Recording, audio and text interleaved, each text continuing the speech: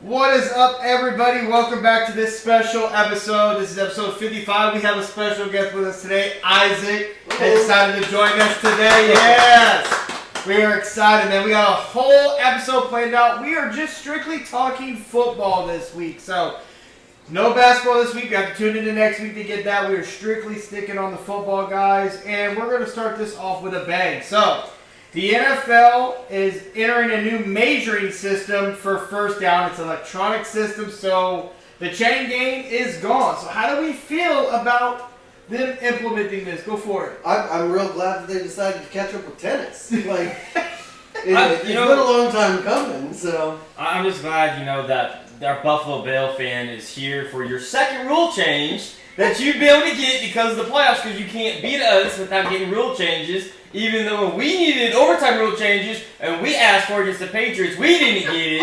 And then you get us, and you get it. I thoroughly appreciate that when we get a first down now, it'll actually count. Well, if you would have gotten the first down, it would have counted, but...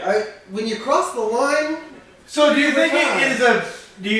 again, so I guess the question is, they plan on putting this in the regular season. They're not even going to test this out in the preseason. This is just going to go straight into the regular season. Is that a... They already tested it. They already tested it this last preseason. This last preseason? Okay, so... That was my understanding anyway. I don't know. I guess for me, I'd be curious to see how really works out. Well, I'm kind of confused in how, you go off of the line on the TV on the field. They say it's not exactly accurate. So is my line on TV going to be accurate now? I don't know that the line will be because you got CBS running it.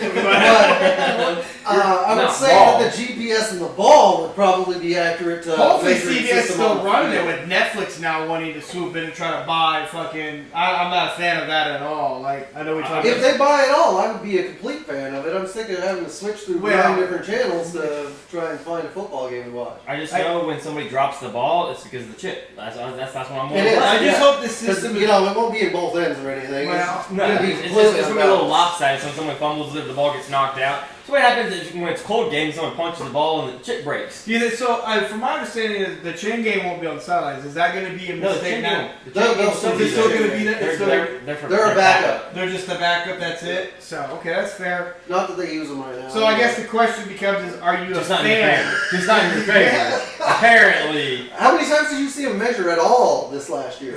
I don't think I've seen them measure a whole lot really at all, to be honest. When it's a first down, it's obvious, but whenever it's not obvious and a coach like the Buffalo, like Sean McDermott complains, we'll pull the chains out there. They didn't pull the chains out. They need to. It wasn't first down. They knew. They knew it wasn't. They got New York said, "Hey, not a first down."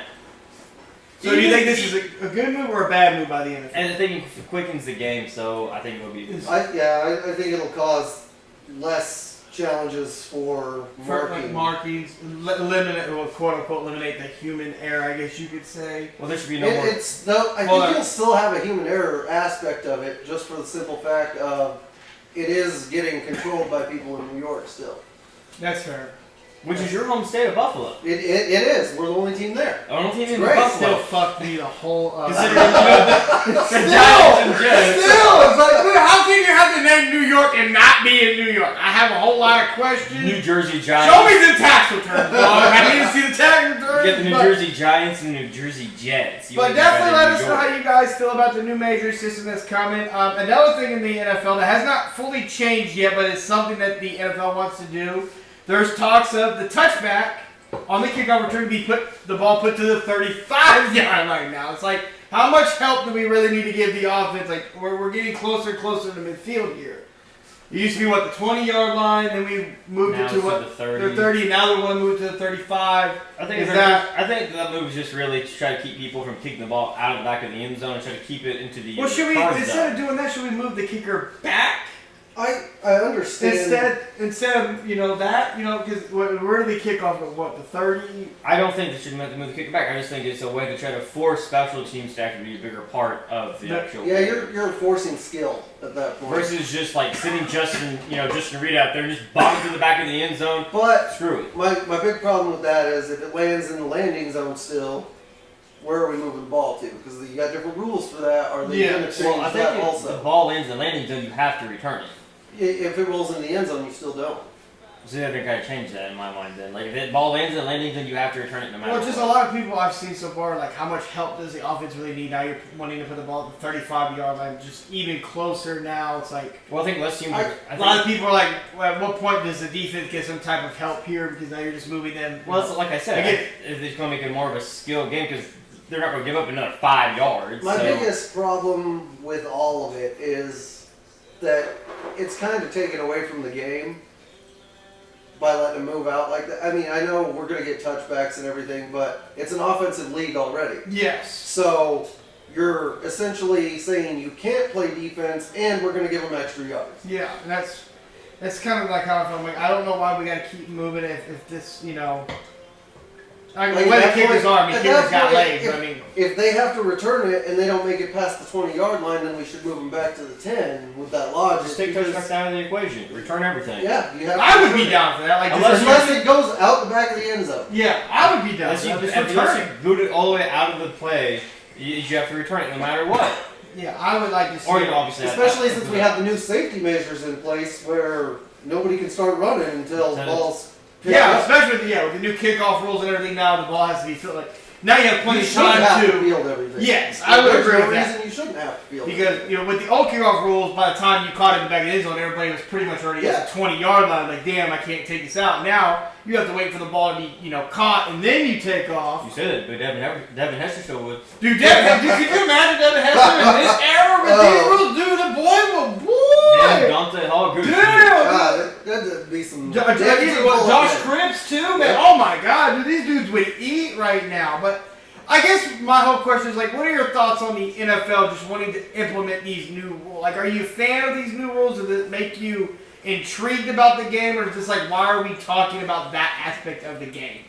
Especially when it comes to like the touchbacks, the measuring system. The measuring system, I think, is just kind of advancing technology. Okay. Make the game faster. They're catching up from where they should have been 10 years ago. You don't want to be baseball and stuck in the 80s and 90s where the game takes 6 hours and I'm asleep by the third inning. And baseball's finally trying to get up the speed up their game as well, finally. And so I'm here for anything it's just like replay assist. Before you can even get a challenge, or they'll throw a flag and if it's a bad flag, about like the challenge system, throwing a flag. I don't even know why we need that. New York is right there. Why do I have to challenge? Like why? No, the challenge should still be there, but I don't understand why I gotta go under the hood. New York's right there. The call should already be down there. We should not be wasting my time. I can see where a coach on the field might see something different than what New York can see. Because, you've got the different camera angles, but if you're directly on the line of scrimmage and you can see something happen... That's fair. Well, that's why I think the challenge should still be there. It definitely needs to be. But the head official and the refs on the field shouldn't go and watch a replay. Because New York's already seen it from 13 there's different no reason angles. for them to stare in the box. You have a headset on, you get a call... There's no I get seriously. There's no reason I should be waiting 10, 15 minutes for you to go under, give me a call. New York should already have that, bring it down, less than 5 minutes, we're back in the play. I would say less than 2.5 minutes. I was about to say, I was just saying, theoretically, there shouldn't be no reason this should be taking so long. I give you a commercial break. When I come back, I better have my damn... Exactly. But another big hot topic in the National Football League, the Philadelphia Eagles. They're tush push, man. I know this is going to get a lot of people going. Last couple of years, obviously a lot of people have been wanting this tush push ban. In this past postseason, you saw the Commanders game. They did the tush push, and the referees were going to award a touchdown for the Philadelphia, even though they didn't cross the line, if the Commanders kept jumping off sides. And that really gave a lot of higher ups in the NFL, we need to talk about this tush push. Green Bay was the first team that came out publicly and said that we want this out. Your Buffalo Bills head coach, Sean McDermott, came out and said that, ATL, other team to fall. Should the tush push be banned? Now, that's a loaded question because, you can't get rid of the QB sneak, so how do they fix the tush push to make it, let me give you what my... Let me cut the tension real quick. Go ahead. There we go. One, if you want to, one side, if you want to allow the tush push, then I should be allowed to shove my defensive players, and I'll be able to shove my special teams guys. Agreed. Because there was a former, I think it was offensive lineman, that came out and he was like, I don't like the fact that you're allowed to push on the offensive side of the ball, but you cannot push on the defensive side of the ball. Now, not on special teams because injuries can occur.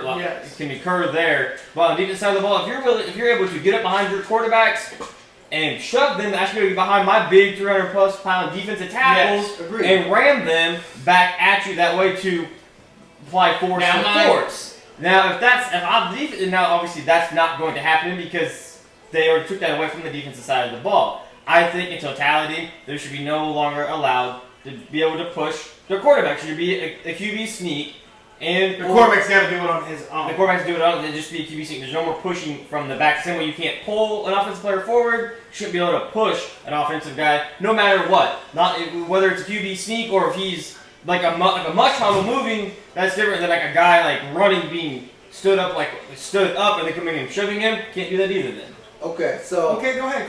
Personally, I think if we're going to implement a rule change, you can keep tush push in the game outside of the red zone. That's outside of the 20-yard line. So once you are within that 20-yard line, you can no longer tush push. Otherwise, it's legal formation. Okay. Because that's not a bad solution. You're bringing back the big plays in the red zone for everything. I saw somebody on one of the other podcasts, can't remember who it was, talking about anything within the 10. I was thinking it'd be more fun if red zone is the cutoff point. So you get within that 20-yard line, you can QB sneak, but you can't line up in a tush push and have somebody shoving your QB through. I think that's really the whole problem is that when the Eagles do it, I'm going to compare it to your Buffalo Bills. When Josh Allen lines up, he's so big, he don't need no one to push because he's already... But he does get the push. He does get the push, but he can get it. You say that, but he submarine himself over the top against the Chiefs. But I think, he got a first down. He did that time. He fumbled it, he got it back. But I think a lot of people have a problem with the Eagles when they do it because they just literally get behind Hurts and they're just shoving it for him. Now, mind you, the tush push pretty much gets a first down 88% of the time. So every 10 times they run it, they're getting it 9 out of 10 times. And that's why I'm okay with it not in the red zone. Because if you can do it down at your own 30, okay, like why aren't you stopping that? Figure it out. But within the red zone, we want to make the game more watchable. So what are your thoughts on like people saying like it's not a skill play, like it takes away from? No, I like the idea. If you like Isaac's idea, because that's kind of the big problem is like short yardage, like it isn't 100%, but they run it a lot, so it's really a lot higher than 88%. But they run it so much more than everybody else does that it looks a little bit skewed. But in the red zone is where it makes or break it. Like if I can hold you to a field goal versus a touchdown. That's big, where you got 4th and goal, and you're up to 1, instead of handing it off to, Saquon Barkley, that, has to go 5 yards from the 1. We're missing out on so many of the back end zone catches anymore, or anything like that. Well, just like how many, Saquon Barkley would have so many more touchdowns if they actually handed him the ball versus when he got tackled off the 1-yard line so goddamn much. Yes. How many would have? That's why I said I like that idea if they're not going to do away with it. To keep it out of the red zone. Well, that's why I say it's hard to really ban the tush push because you can't ban the QB sneak. You can't get rid of the QB. It's easy to do a tush push. You QB sneak it all day long. Just don't push. There's this cool new well, not even new. There's a cool little referee that sits right back there next to your QB. I mean, he's obviously going to be able to, if he watches the play, see that the QB is getting pushed. So that's an automatic flag right there. Yeah, that's fair.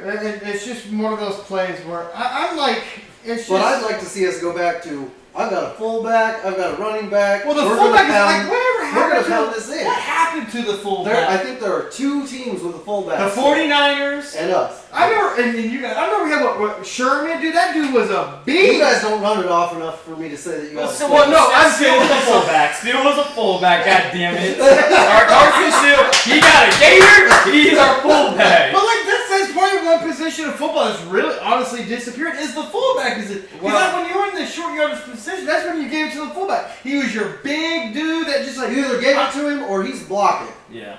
Think about we went from a fullback to you'd bring in an offensive lineman to get it. Now it's we just do it. You bring in a defensive lineman. Now you're just handing it. The problem is the fullback position is for a very small, minute portion of the game, so it's hard to get. I think the salary cap killed the fullback position. Well, Honestly. I think being a 53-man roster kind of killed the ability to carry a fullback because like, Is the football you get position forward- the one position that just never developed? Is that why it went? I think Because it like they were was just a developed. guy. Well, I think it developed into more of like these tight ends. Yep. Because tight ends, because you want a guy that can only block, or you want a guy that can block and And run. catch. From the Niners, I put George Kittle as my fullback because he's going to light you up through the hole, or I can roll out and he can go out into the flat and still be able to catch and run. Did like an offensive scheme eliminate the fullback, or just I think the what eliminated the fullback? Like all of it. So back in the day, you kept the ball on the ground a lot more. yes. So we're running I formations, pistols, all that. And now you've got guys that can throw the ball 80 yards down the field. We're going into spread. You don't keep a fullback out as often because what are you going to do? Run on first down? I mean, you watch almost any NFL. We're going to run on first down, and then we're going to run on second down, maybe. But then the rest of the time, we're throwing the ball, and we're just trying to launch it. I think that's what killed the fullback is we started getting into speed. We need fast people. We need spread formation. We want to be able to cover the whole field. So when it came, so that's fair. So that's what killed the fullback position. It was just you wanted more wide receivers, corners, D linemen. You needed more skill position guys versus. So the guys like that you're were saying the one-dimensional. fullback position didn't disappear. They just evolved and moved them out of the fullback. Now they're like basically your tight end, or they could be your running back. If you want to be a fullback on a team, you better be you got to be. You have to have the skill set to run, catch, and block. and be able to play special teams. As Yeah. like for the Chiefs, Carson Steele, he was like our Does third or fourth running back. Stampy play special teams for the 49ers? Does he just strictly? He plays special teams. He's special teams. I don't follow him personally. I just know he's literally the one fullback you always see in the Pro Bowl. Always go, Well, yeah, being there because like, dude, you ain't no fullbacks really. He's really. It's not even like he's that big. You know, he's just. No, but that's what happened, though. So, one more thing I want to touch on before we move on to the next thing. So, a lot of people in the NFL are really bitching about, not bitching, but like the defensive side of the ball. Like all the help, everything is on the offensive side of the ball. What do we need to do to be able to change, to be able to let the defense have some type of relevancy in football anymore? Like, is there anything that we could do to give the defensive guy? Because when you think about some of the defense, not like Ray Lewis, like would he be great in this league with Ed Reed or Troy Polamalu? That's not even what you're. That's a different conversation for a That different is. time. Because that's Well, I'm not that's saying not like- really what you're asking. You're asking is there any help. Then you're trying to ask about players. No, yes, I'm saying can like- all-time greats adapt? Obviously, because you're an all-time great, so your skill set will be able to adapt. What we have those highlight hits they have that they deliver. No. Well, I'm saying like, how do we get those highlight hits we You see? don't because You you're don't. not allowed to pop somebody for really You know, to no you know reason, what? for health One reasons. of the biggest highlights this last year was Cooper DeJean. And that was because he took down Derrick Henry Yeah. with a textbook tackle, Yeah. didn't light him up, didn't do it, but he stopped him dead in his tracks. Yes. The highlight plays are pretty much the form tackles when it's one-on-one in the hole or out in the flat, and somebody form tackles and they pile drive them into the ground without lifting them. That's kind of the highlight plays. There's nothing you can really help. Like, a lot of defensive guys to push, I guess. And if the offense Like, can have push, we given the offense too much, Yeah. or You how have do it, we you give can't them? take it back. Yes Like, and no, that's- because a lot of the help they've gotten is because of health reasons. Even though a lot of guys will say they'd rather get hit high than low around their legs, which is clear. I don't want. I don't want my it. knees Well, Larry down. Fitzgerald used to say, "Hit me in my legs. Don't hit me up top. Hit me down low." So But it's again, like- if you but try- then you ask somebody else, like, "Hit me up high. Don't hit me down I can, low." So it's I like, can honestly see it from the both perspectives. Where if I'm a receiver, I think I'd rather get hit in the legs.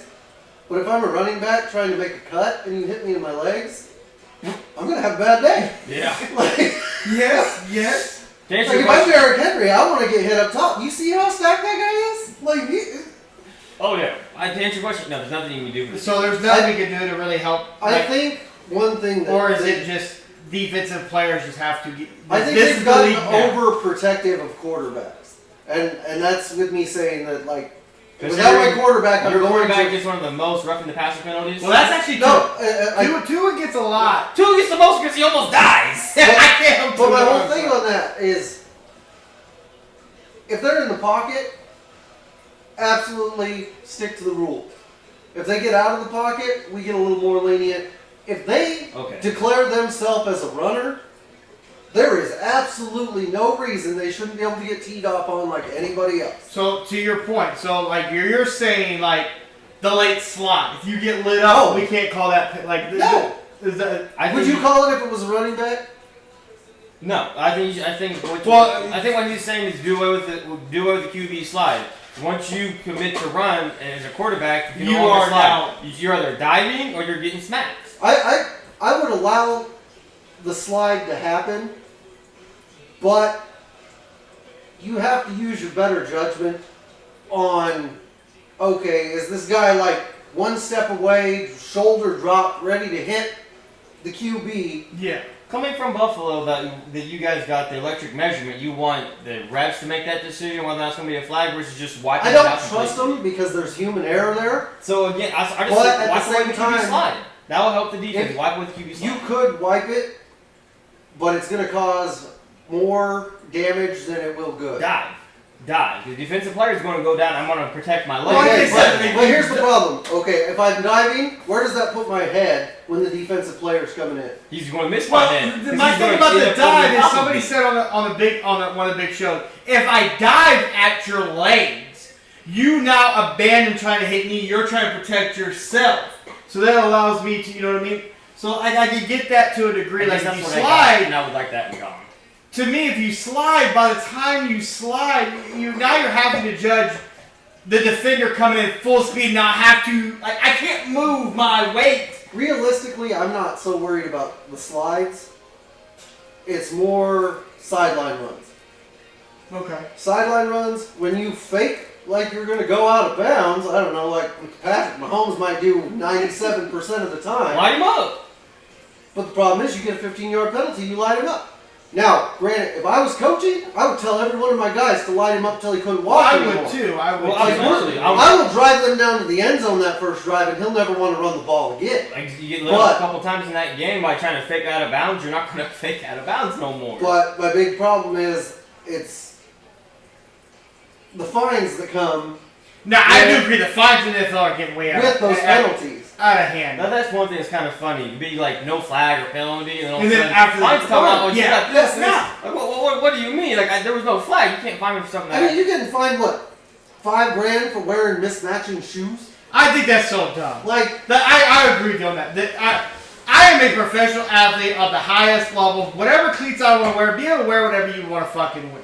I'm with you on that. But, like I saw who was it? I can't remember who it was. Somebody it was Nico Collins got fined for throwing the ball into a stance to a young kid, and they these fines. Whoever's handing out these fines needs to be motherfucking fined. We've talked about that before. These fines are getting way out of hand, and I'm not a fan of it. Wear what you want to wear, especially when it comes to your cleats. Like that has nothing bearing on how I'm performing on the field. I don't know why. I do slightly understand the actual uniform. The uniform, but my cleats have nothing to do. Like. Well, you know how long it took them to actually be able to wear the gloves that they want to wear that wasn't like black or white? Now you can wear colored gloves. You can have stuff on your gloves now, like emblems and stuff. Like Tyreek Hill has things like the deuces. Like, you know how long it took them to actually be allowed to have that? Honestly, you know how long it took basketball to be allowed to wear just not black and white shoes? Yeah. So when it comes to your shoes, your uniform that is given to you, I understand it. But when it comes to my cleats, I should be able to wear whatever cleats I want to wear. To a degree, match your color, or whatever. Like, if I wanted to wear when it comes to like a cause, like cancer or something like breast cancer. Why do you only get 1 month of that? Yeah, I should be able to support whatever I want to support when it comes to my cleat. In basketball, you see guys wear all types of colorways that don't even match what team they play for. Like, I don't know why your shoes have to match. That's what I'm saying. Like, I don't like those fines. I don't like the fines in general. But I don't like general interaction with the fans. Fines. Like. Oh yeah. You are like I get if you're like twerking it's okay to a degree, but like let these guys these are the highest of high you can get at the level you can get. Let these guys. If somebody got fined for doing the Lambeau Leap. Like, yeah. But it's coming. It's coming at this point. Like the fines is getting absolutely ridiculous, and the number you get. I feel like they raised the salary cap just so they can charge them more when they do something. Like I'm not getting this money. I guess I'm this $5. We gotta pay him more. That way we can get $500,000 out of him this next season. Like, yeah, you're not wrong on that. let's see where we at. Max Crosby, Las Vegas Raiders. Oh no, sorry. Before we get to that, I want to talk to you guys about something. So the NFL draft is reducing its draft invite players list to 8 to 10 players. Last year they were at 13 players. So they're reducing it to the amount of people that they're inviting to the draft. A lot more players now are sitting at home with their family and friends. Like, does that worry? Like, should we just get rid of bringing people to the draft and just? I don't really have it. Do you care about that? So another thing on the draft. So like in college football, what do you think, Isaac? Do you how do you feel about it? Because I don't personally. I don't care. Honestly, I thought there was more people that got invited. My problem, and my only thinking on it is that's one of the big moments in your life. Like, not for me, but if I'm planning on being a first round draft pick, second round draft pick, like, yeah, I want to. I'm just saying, like, if I'm gonna be, I want to walk across the fucking stage. That's one of the biggest moments that you can have. Is like, I got drafted in the NFL, and if you're backing it off, like, why are you backing it off? Yeah, like, how are you gonna justify having these giant draft parties in a city? And you're only bringing 13 guys. Well, that's why I'm really confused, because they have guys in the first round that get jerseys, and then you have guys that walk through in the second and third round and they get hats. So I'm really confused on how there was only like. Have we failed to realize there's an importance to your position and where you get drafted? I'm saying, for me personally, like, if I know I'm gonna they're not as important.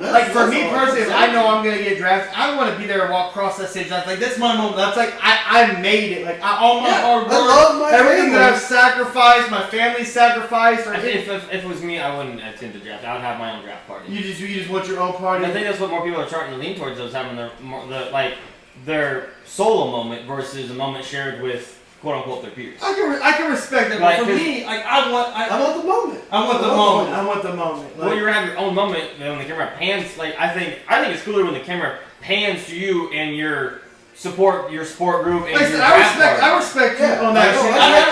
But for me, like, growing up, I want that for me. But you only get to go to the draft. Well, yes, if you're the elite of that draft class. Yes. Yeah.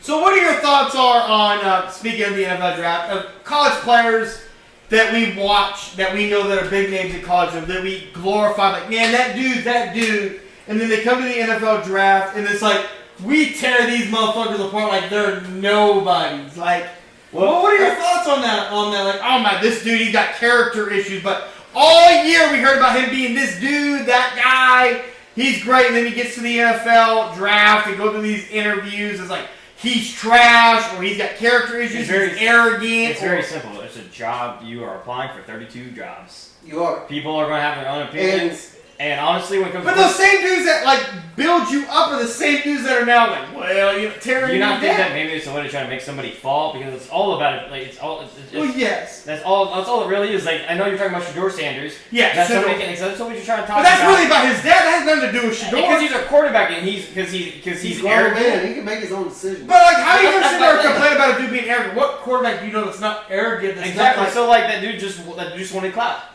That's all that the dude really wanted, because, like, obviously I want my quarterback to be arrogant. Real quick, what is your thoughts on these dudes in, like, just sports in general, like, that are journalists that, like, are anonymous and don't want to put their name on something? Do you have a problem with, like, they say all this shit, but they don't want their name out there? Like, put your name on it. I mean, if you're going to talk, like, put your name on it. Why are you afraid to put your name That's out there? one of the big things that me and Brandon are big on, like, these reported anonymous. No, bitch, put your name on an anonymous survey. Like why are we doing an anonymous survey? Tell me who you talk to. Like, I just need to put your name on. Right before we move on, I have to ask. So these people that vote, like MVP, Gold Bowl, Defensive Player of the Year, and then it was like, do you need to know who these people are? I do. I mean, when you've got an anonymous vote that says that you've got the most overrated QB in the NFL, who happens to win the MVP at the end of the season. And how do you feel that people said Josh didn't deserve it? I mean, it is what it is. Like, everybody's gonna say what they want to say.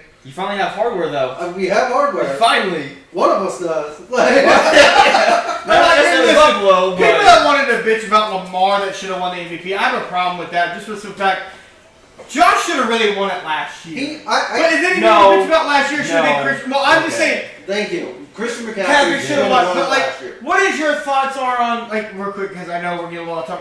What is your thoughts on like the MVP's always got to be a motherfucking quarterback? Like we can't give no love to anybody else. Thank you. Most valuable player is who is the most valuable person to their team. And that's why I do feel like Josh should have won it this year. Because you took Josh off the Bills. What were they? Like 2 wins, 3 wins? It would have been rough. It would have been rough. It would have been horrible. You take Lamar off the Ravens. Yes or no? Saquon got the record.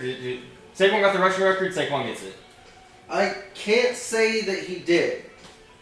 Not the MVP. Like, he got the record, of course, but the MVP, like overall totality, he did great. But with how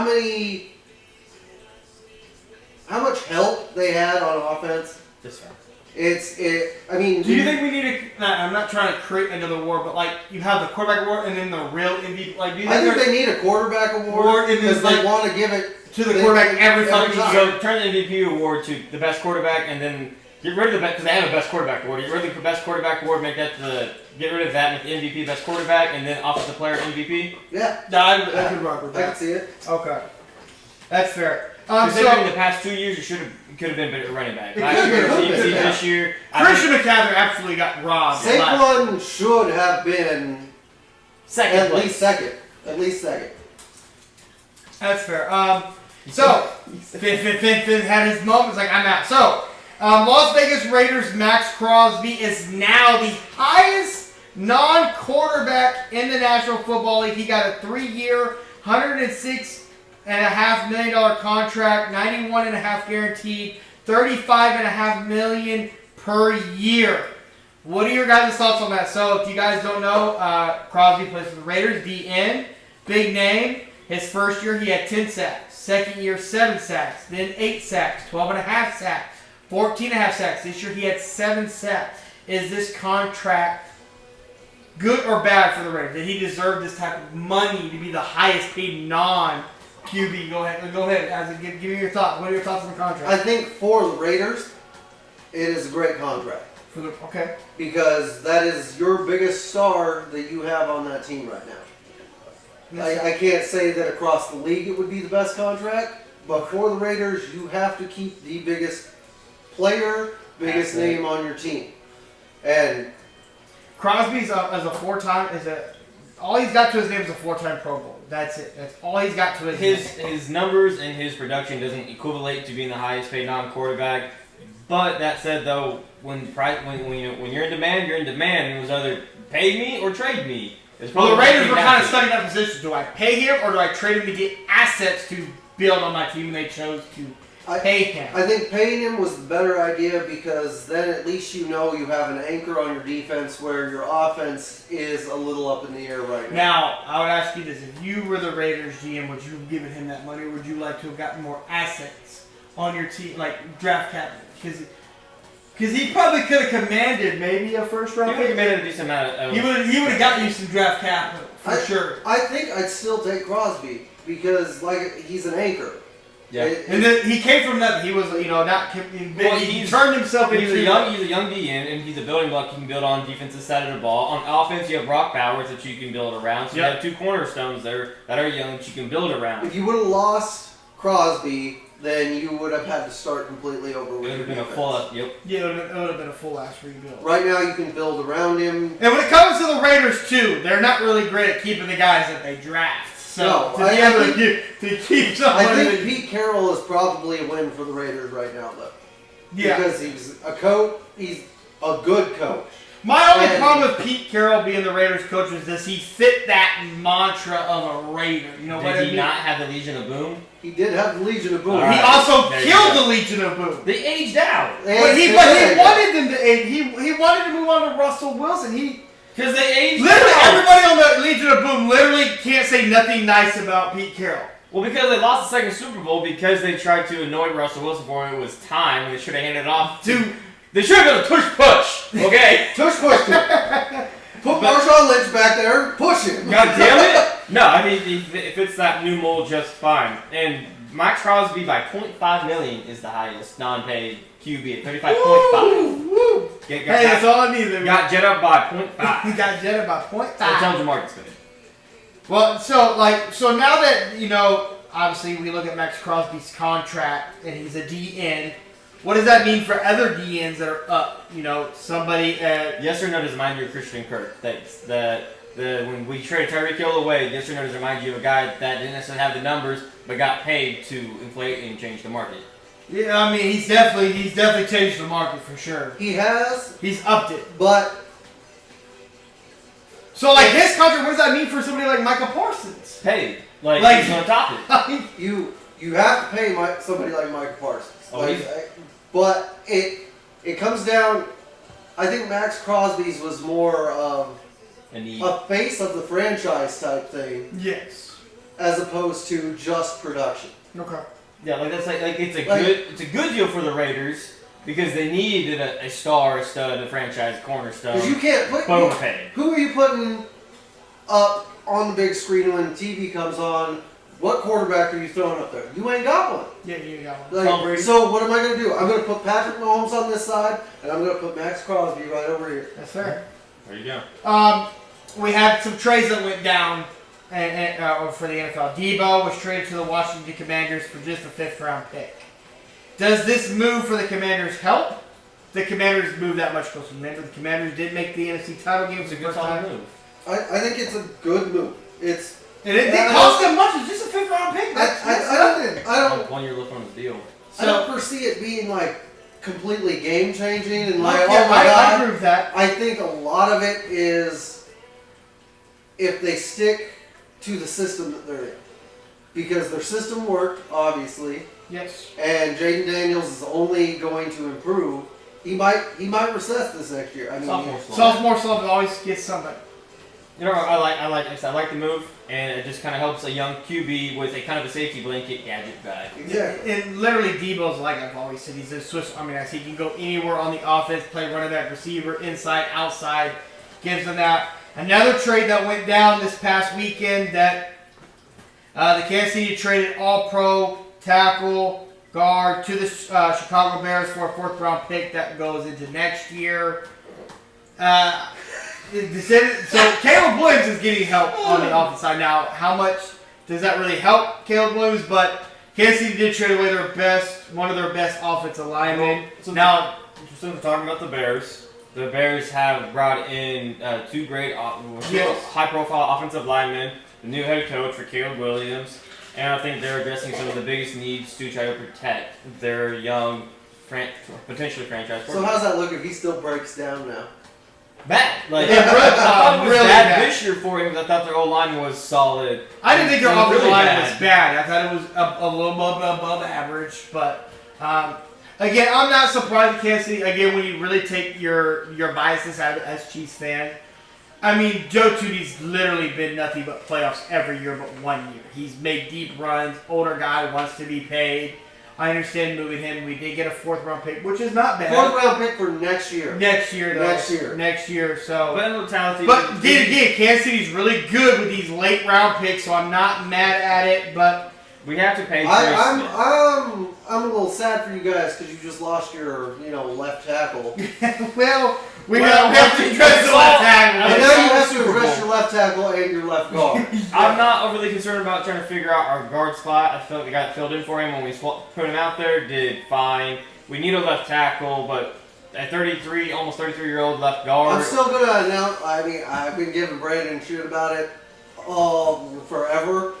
That right tackle needs addressed also. We can't do nothing about John Taylor. He's stuck there for at least I'm just saying, I think I would go ahead. Leave him alone. He gets picked on enough.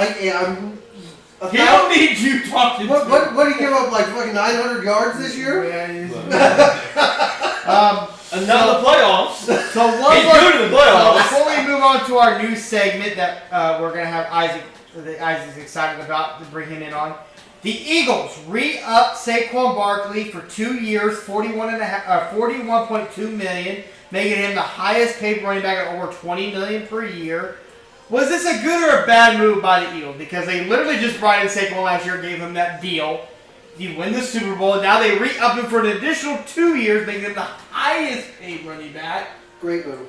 Okay, so go ahead. Is it? I think it's correct. Why would you not pay a guy that essentially helped carry your team? That is your whole You offense. can put the offense on his back should anything happen, and trust that he's going to carry it. That's fair. That he literally did this whole He season. did. Same thing. Brandon and I talked about this earlier in the week. The Eagles are really great about getting ahead of paying their guys. Granted, Saquon was already paid, so but again, just re-upping, getting the number done now because probably. But it's also for running backs. Shout out to Saquon Barkley. He's helped, bring the running back market you back to like him and Derrick Henry re-up. No, not Derrick Henry. Well, Derrick Henry's not getting paid. He's not. No, but like those two guys, when you think about running, we got three running backs that you really think of. Derrick Henry, Saquon Barkley, and CMC. Those are the three running backs you really think of when it comes to... I can't even think of CMC anymore. He only plays every other year. Well... When he does one! So you think it's a good move? Yeah, I agree. Okay, so that's fair. All right, so now we're going to get into our new segment that we started 2 weeks ago, because obviously we did not film last week. Somebody was sick, but it is what it is. So we're moving into our new segment. We're going to start in, obviously you guys don't know our new segment. We're going through each division, talking about how to make these teams be able to compete for a championship. What do they need? What are they Just missing? their biggest need for this offseason. So we're going to start with the NFC North with the Chicago Bears, since we were already talking about the Bears getting some new offensive linemen. Obviously, what are they really missing? Like again, for me, can we trust coaching? Can we trust the organization as a motherfucking whole here? One, the organization, no. Head coach, yes. And like I said, them addressing their O-line, because they have talent out the ass for Caleb Williams to throw to, so to me it was... And their division's not, like, overly bad. I mean, like, yes, the Lions were 15-2 this year. The Vikings were 14-3. They're not that bad. 15-2, 14-3, and 11 Okay, and but 6. we're gonna That's not that bad. We're gonna Hey, that's not... 03 made the playoffs, but that's not that bad. Damn. I would hate to say what a great one is. Okay, well, I'm not saying, like, their division is... Not winnable for them. Not winnable at this point. Not with The Lions. Lions are a secure above and head. Now, the Vikings have some... Well, we're going to stick on the Bears. We're going to stick on... What do you think the Bears need to have? I mean, they have Keegan Allen, who's a free agent. Are they going to try to bring him back? Or is he... What do you think the Bears need to really get on? I honestly thought that they were going to do well this last year. What it looked to me is like a QB who was running scared all the time. And it didn't matter whether he was getting pressured or not, he looked scared. He's got to take the next step. Yeah, he's got to get the mentality right because he had the weapons. He just... Consider Justin Fields had a worser team and did better than Caleb Williams did. Yeah. But this team had more talent. I know, I'm sure you said worser. Worcestershire No, sauce. I think they're on the same page. I think a stable head coach, offensive mind, and then...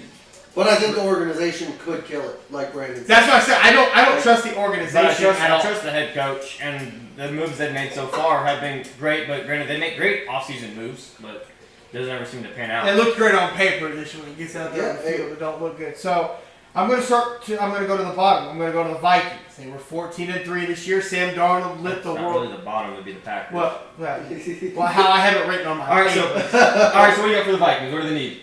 Well, the Vikings to me are in a interesting situation because J.J. McCarthy obviously got hurt. Sam Darnold stepped up, and Sam Darnold blew everybody away. I don't think anybody here, sitting here, thought Sam Darnold was going to do what he did. But the market for Sam Darnold, as of right now, is not that great. Nobody's in on him. The Vikings are in a tough... Like, what do they do at the quarterback? They have to figure that out. Do they want to bring Sam back? They did not franchise Sam, by the way. They were going to let him test, but they're also working on a deal. Like, you look at the Vikings, the defense is old/youngish. They're not bad. Offense, you got Jetta. Like, you got Addison. Where do they need to get back? To me, to Yeah, get like back you're to telling me everything that they have going on. to get back to where they were, I just think the guys is quarterback. What do they do at the quarterback position? Is it JJ or Sam? What do they do? Or Or is it A-Rod? I think at this point you have to bring Sam Darnold back for a year.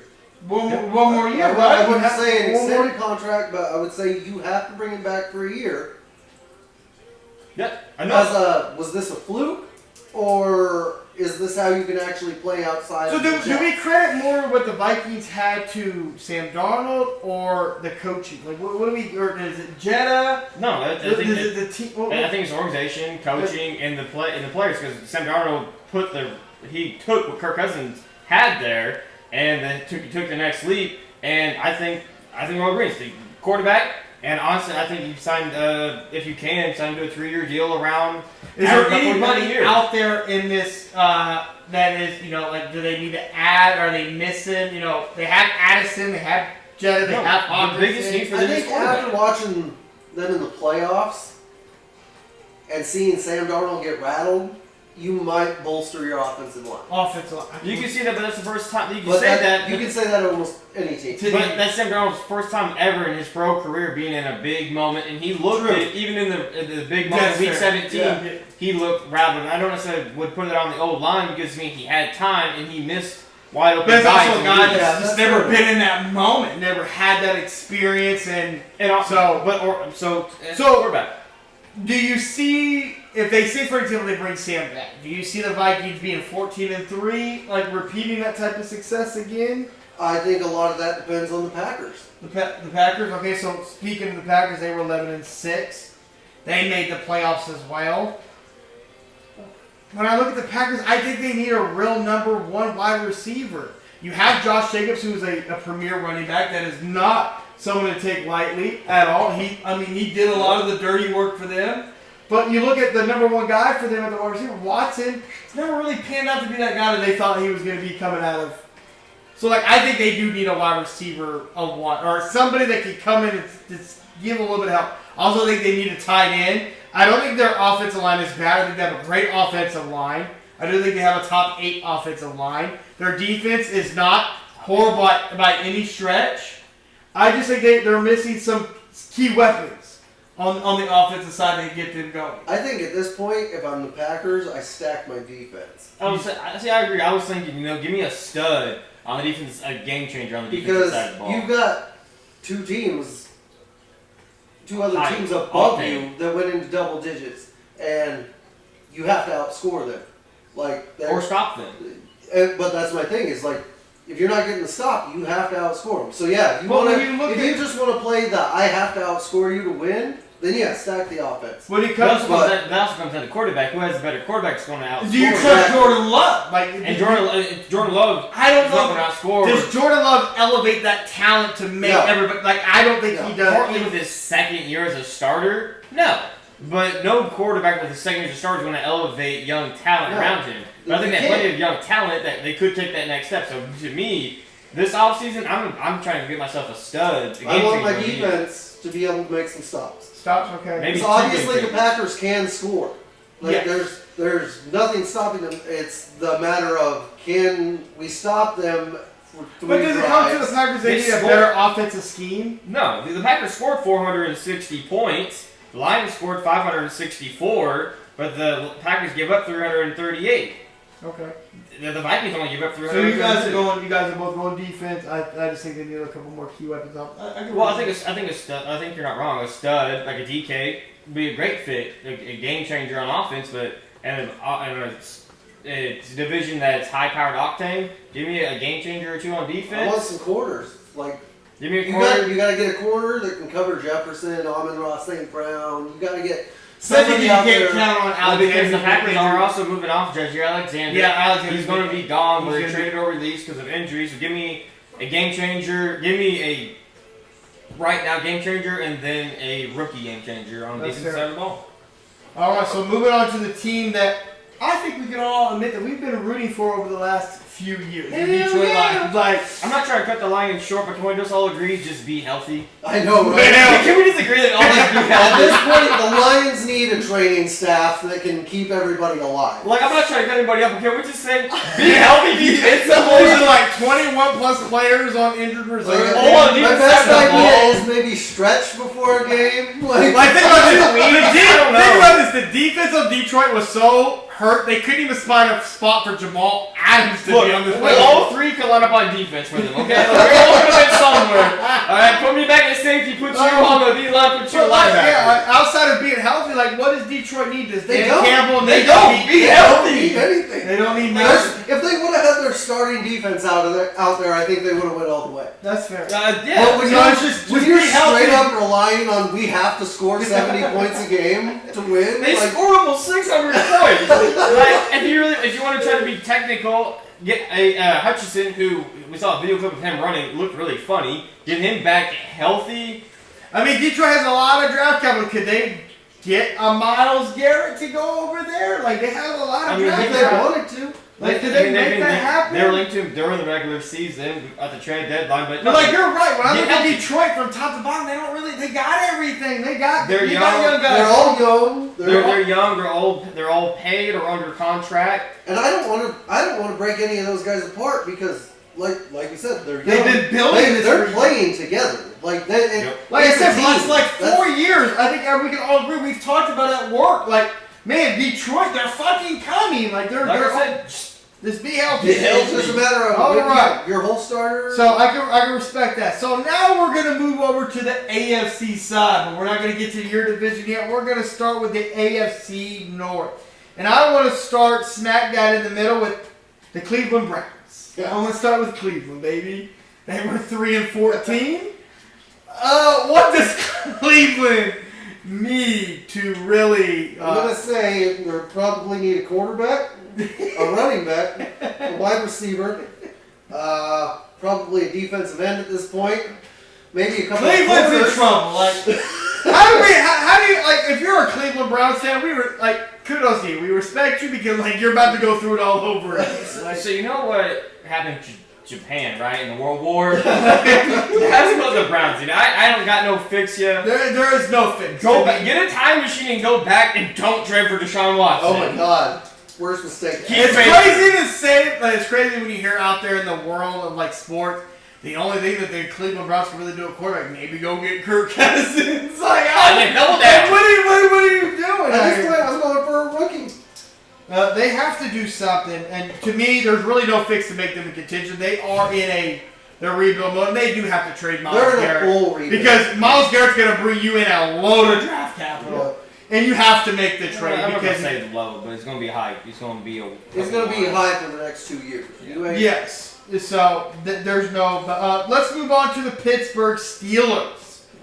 I'm sorry, I'm not going to give it to you all. The Steelers, man. They've already made it clear they're moving on from Russell Wilson. Now, QB. is it? I like Justin Fields. I think it has to be just. And I think they need another wide receiver. They do need a wide receiver. They Now, do need a wide maybe receiver. a running back because Nigel Harris might be on the move. They do. His name is not Nigel. Najee Harris. Najee Harris is on the move. Harris is on the move. Probably not going to return. I think they obviously Fields should be the quarterback. They need a running back. They need a wide receiver. Defensively, I don't think they need him. I don't think with Mike Defense- Tomlin as your head coach, he can make any defense work. So You to still me, got it's TJ Watt.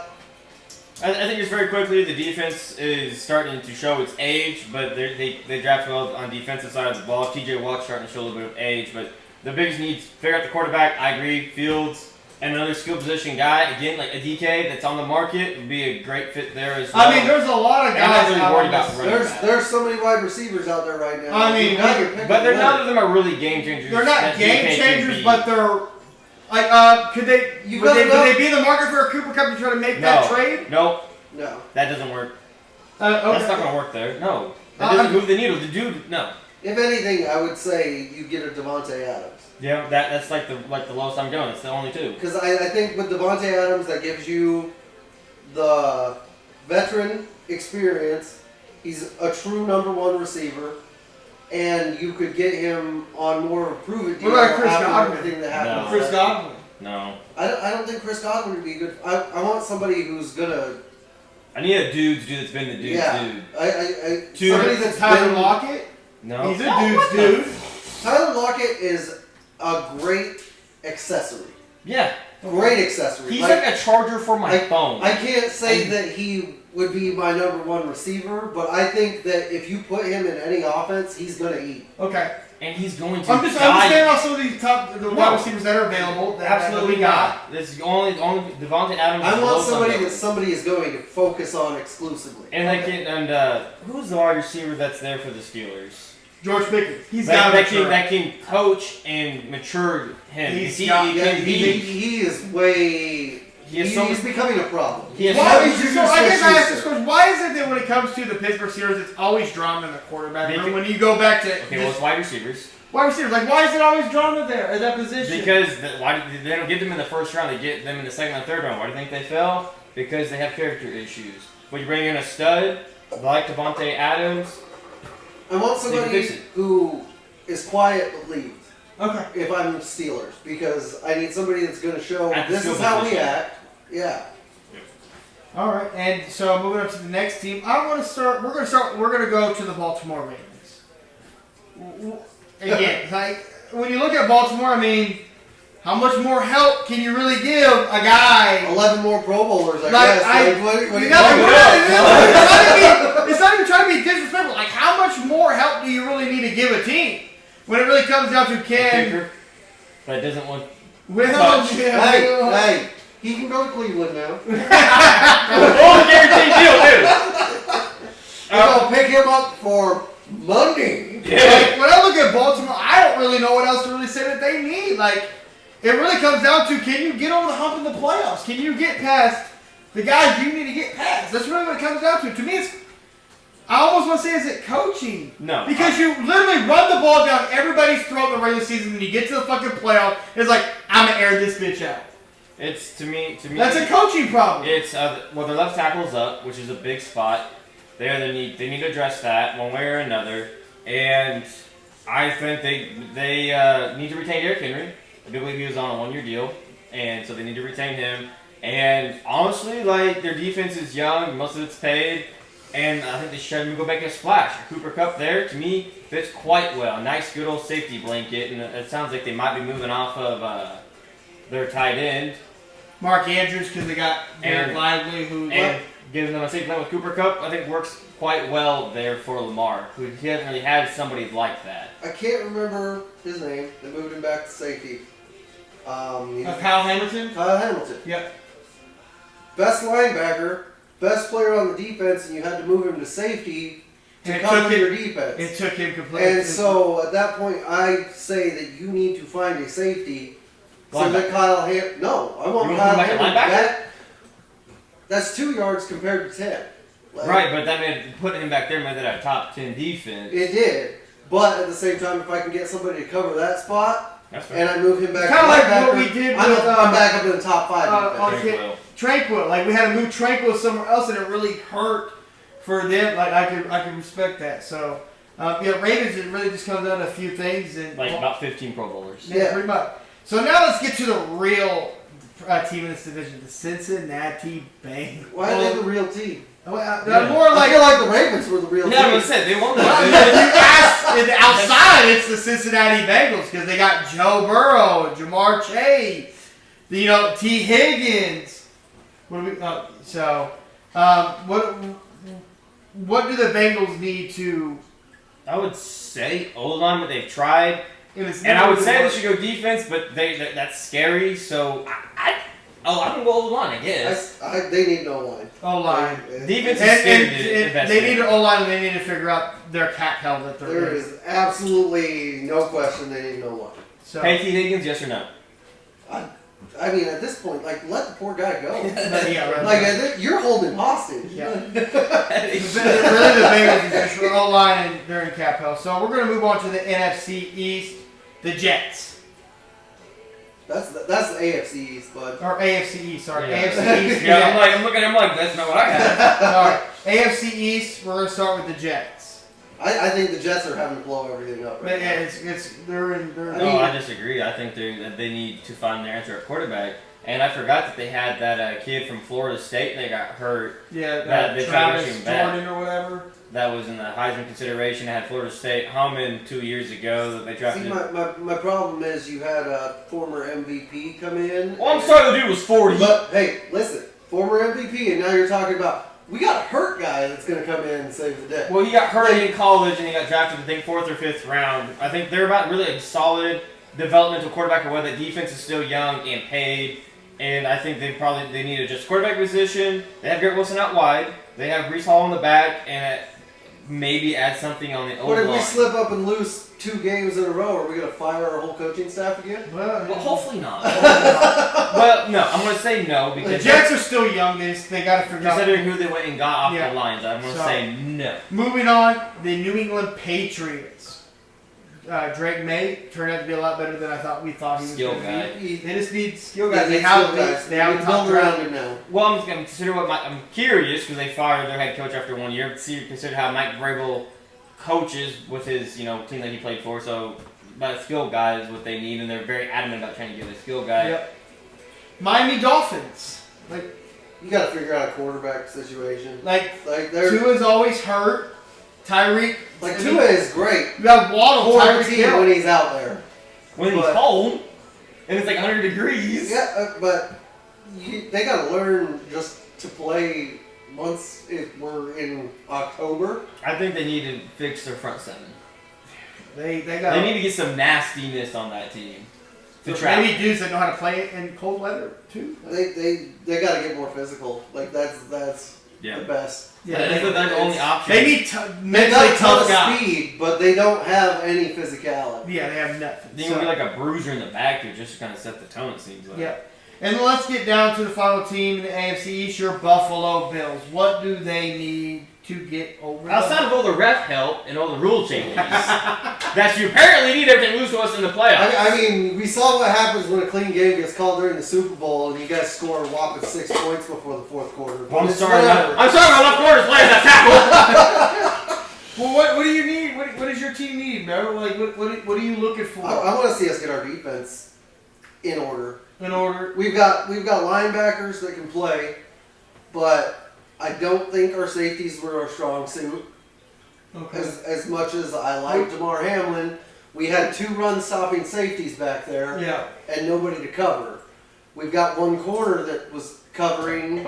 Does your team need to go Essentially get every Miles other game. Garrett? Do they need to make I that a priority? Go get Miles Garrett. depending on the cost. The cost. Like I'm. What is too much? Like, what are you not willing to go for you as a fan? Like, what is? No, not the fans. The GM. As a What are you GM, going to give up? What are you willing to give? I'd give 2 first rounds. Two Easy. first rounds. I'd give 2 first rounds, and maybe pay a him? later round pick. Do you pay him? Oh, you got to lock him down. You got to figure out a way to lock him down. Okay. 35 and a half a year? I'd say for 3 years. For 35 and a half a year? Make him the highest paid non-QB? No, I wouldn't go that far. I would try and get him up in that 28 range though. I can respect that. It's going to be tough. I think honestly they can make that happen because you're a winning franchise. You keep got winning. You got to signing bonus the money. That's what Upfront. Incentives, like Yeah. incentive the shit out of that. Incentive the shit out of it, and signing bonus. That's the only way you get him into the cap. When you look at your offensive side of the ball, you got James Cook who wants to be paid. If you pay him, try to figure out how to make that work. Try to get somebody on the market. You look at your wide receivers. You're young. You got tight ends. I'd love to keep James Cook, but I feel like he's asking too much. He wants 15. He's saying 15 mil. Yeah, I feel like that's too high. I could give him 12, 10 to 12. I'm comfortable in that range. So you said you would let him walk at 13 and a half? I think I would, and it's just for the simple fact of we're pretty decent at developing running backs. We've got Frank Gore Jr. in the backfield who didn't. I do love that. I would love who to didn't see get to young- touch the field last year. I like to see him touch field. Ty Johnson was our backup. Did great. He's a free agent, I believe, this year. Yes, he is. I would rather re-sign him under 10 than bring James Cook back at over 15. 15. Okay.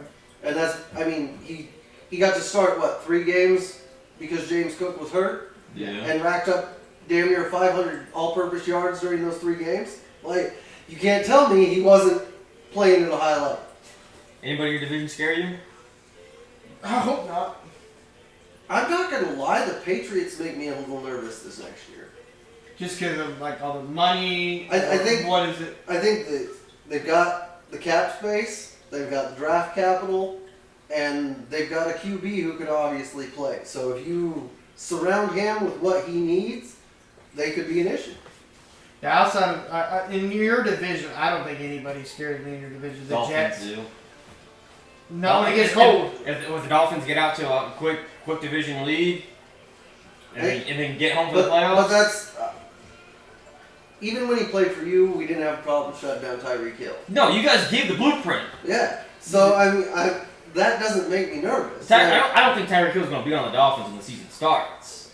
Like, I think he gets moved, but the Dolphins, to me, out of everybody there, is the one that scares me the most. When it comes to if they can get their mentality right, yes. But that's really what it comes down You're to. talking mentality versus trying to add players.